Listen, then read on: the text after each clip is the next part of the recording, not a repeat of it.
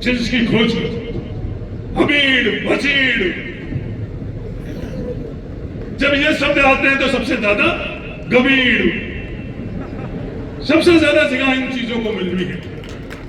तो हम लोग कहां जा रहे हैं, किस दिशा में जा रहे हैं, ये बंद मुठियां हमको क्या करवा रही है, ये शब्द हमको क्या करवा रहे हैं। इस सुनामी के अंदर हम लोगों के आगे बढ़ने का एक कदम से हम लोग आगे बढ़ पा रहे हैं, या जहां हम थे उससे हम पीछे जा रहे हैं। दुनिया हमको कहते कि नहीं बहुत आगे बढ़ गई हो आप, बाहर से आने वाले लोग भी हम लोगों को यही एहसास कराते हैं, पर हकीकत ये नहीं। मेरे को एक जानकार व्यक्ति के 2-3, जिसमें एक महाजन थे, एक ब्राह्मण थे, उन्होंने ये बात करी। तीसरा व्यक्ति जो था वो खुश करने के लिए बोला कि आप लोग का जाति बहुत आगे बढ़ गई, बहुत संसाधन में हो गई, बहुत नौकरी में हो गई। तो इस महाजन तो गणित के अंदर तो सबसे समझदार होता ही है। उन्होंने एक आंकड़ा बताया कि जो एक आंकड़ा है, इस आंकड़े के अंदर आपके समाज के कितने लोग हैं पूरे बाड़मेर जिले के अंदर, लगभग 1 लाख परिवार है। उन 1 लाख परिवार के अंदर कितने लोग हैं आर्थिक उस आंकड़े के अंदर। तो 30 से ऊपर आंकड़ा नहीं गया।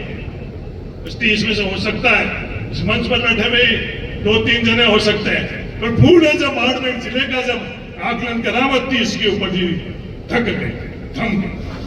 1 लाख के अंदर 30 से आगे वो संख्या नहीं बढ़ी।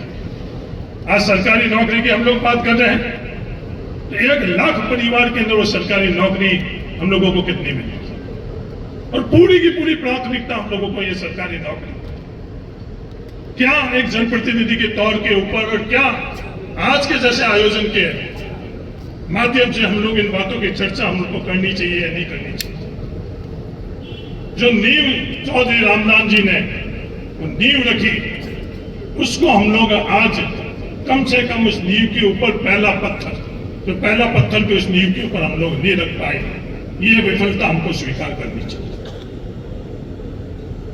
एक भ्रांति फैलाई जा रही है कि साहब जो एक इकलौती आवाज बच गई व्यवस्था के अंदर जनप्रतिनिधि की, प्रियंका चौधरी जी जब अपनी बात रख रही थी, तो उस बात के अंदर और जो पिछले दिनों जो उनका अनुभव था, उसका दर्द, उनकी आंखों से जो आंसू आ रहा था, वो दर्द वो एहसास करते।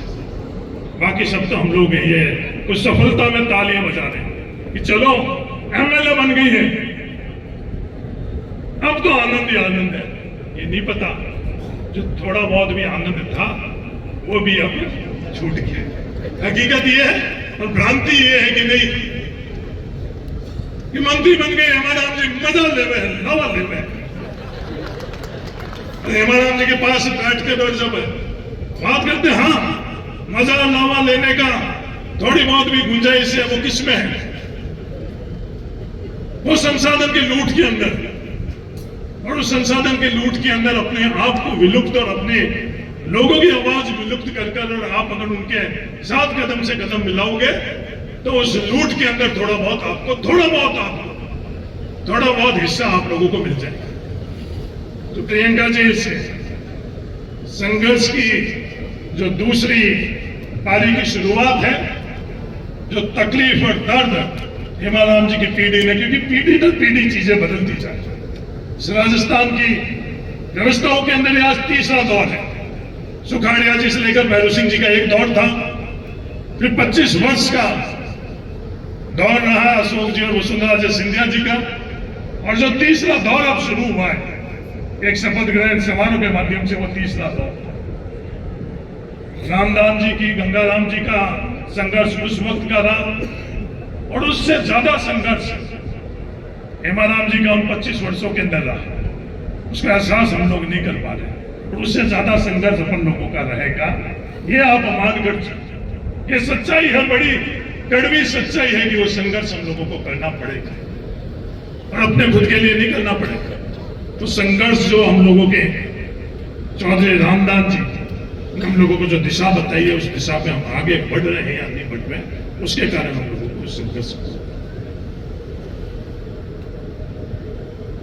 आज हम लोग सामाजिक तौर के ऊपर, आर्थिक तौर के ऊपर और इन नौकरियों के अंदर हम लोगों की क्या स्थिति है। मैंने आर्थिक भी बात करी है। नौकरियों के अंदर जो हमारे न्यूनतम हम लोगों का अधिकार है वो भी हम लोग हासिल नहीं कर पा रहे हैं, पर हमारी प्राथमिकता वो हबीड़ गबीड़ भसीड़ी रही है।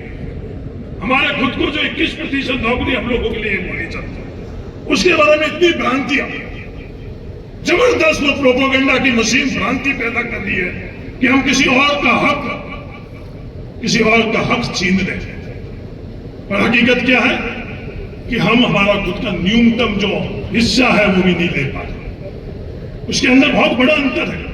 जब बिहार के अंदर ये भ्रांतियां, क्योंकि ये वर्ग हम लोगों के बीच में भ्रांतियां पैदा कर रहा है, जो संघर्ष राम जी को करना पड़ा वो एक अलग संघर्ष हम लोगों को करना पड़ा।